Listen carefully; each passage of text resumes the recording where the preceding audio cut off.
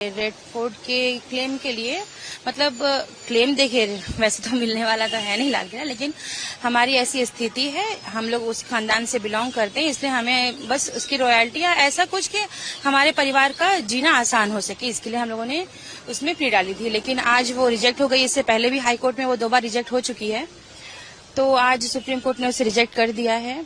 तो मुझे समझ नहीं आता कि हमारे साथ इतना अन्याय क्यों हो रहा है। मेरे लिए अन्याय है क्योंकि हमारे दरख्वास्त को ठीक से सुना भी नहीं गया है अभी तक। एटलीस्ट वहां पे सुन सकते थे कि हमारा सोच क्या है, हम चाहते क्या हैं। इससे पहले भी जैसे बहादुर शाह जफर के बारे में आप सभी जानते हैं, उन्होंने देश के लिए बहुत कुर्बानियां दी हैं। उनके बच्चों को काटा गया है सबके मतलब उनके आंखों के सामने। उन्हें इस देश से बाहर निकाल दिया गया, वो मरते दम तक वापस नहीं आ सके। इतनी कुर्बानियां देने के बाद भी, वो भी देश के लिए उन्होंने कुर्बानियां दी थी। अगर वो चाहते तो अंग्रेजों से हाथ मिलाकर आराम से रह सकते थे।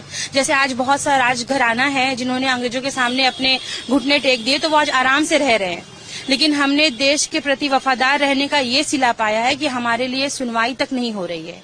सरकार भी हमारे तरफ ध्यान नहीं दे रही है। इससे पहले भी मेरे नाना बेदार बख्त, उन्होंने कई बार सरकार को लिखा है चिट्ठी वगैरह कि हमारे ऊपर ध्यान दिया जाए, पर उनकी चिट्ठी को भी हमेशा ही अनदेखा कर दिया गया है। वो अपने लिए न्याय मांगते मांगते इस दुनिया से चले गए। उसके बाद सुल्ताना जी ने भी कई बार हेल्प मांगी है सरकार से, लेकिन हमारे ऊपर कभी ध्यान नहीं दिया गया है। आखिर में हमें कोर्ट का दरवाजा खटखटाना पड़ा अपने न्याय के लिए, लेकिन आज वहां से भी हमें नाराजगी मिल गई है। अब मुझे ये समझ में नहीं आता है कि हम इस देश में और कहाँ जाए, कहाँ पे न्याय मांगे।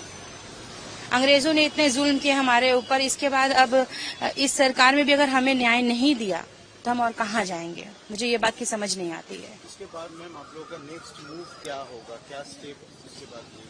देखिए, इसके बाद मेरा नेक्स्ट मूव क्या है, ये तो भी मेरी दिमागी स्थिति ठीक नहीं है, प्लस मेरी नानी सुल्ताना बेगम जी की तबीयत भी बहुत अच्छी नहीं है।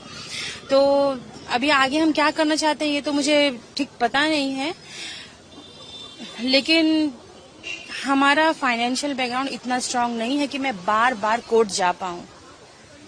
मैं इस सरकार से भी अपील करूंगी कि हमारे परिवार की तरफ प्लीज ध्यान दें, क्योंकि आज भी हमारे भारत में मुगलों के ही बनाए हुए इमारतों से कई लाख करोड़ों में रेवेन्यू आती है। उसके बावजूद भी आज उन्हीं के वंशज जिन्हें पास अपना घर नहीं है, एक झोपड़ी में रहने के लिए मजबूर है। तो ये शर्म की बात है, ये बहुत ही शर्म की बात है। फिलहाल लड़ाई तो जो है वो जारी रहेगी, अब कहाँ तक हम जाएंगे हमको पता नहीं है। फिर भी हम सरकार से, इस देश के सरकार से, न्यायपालिका से गुजारिश करूंगी कि हमारे लिए कुछ करें, हमारे ऊपर ध्यान दें।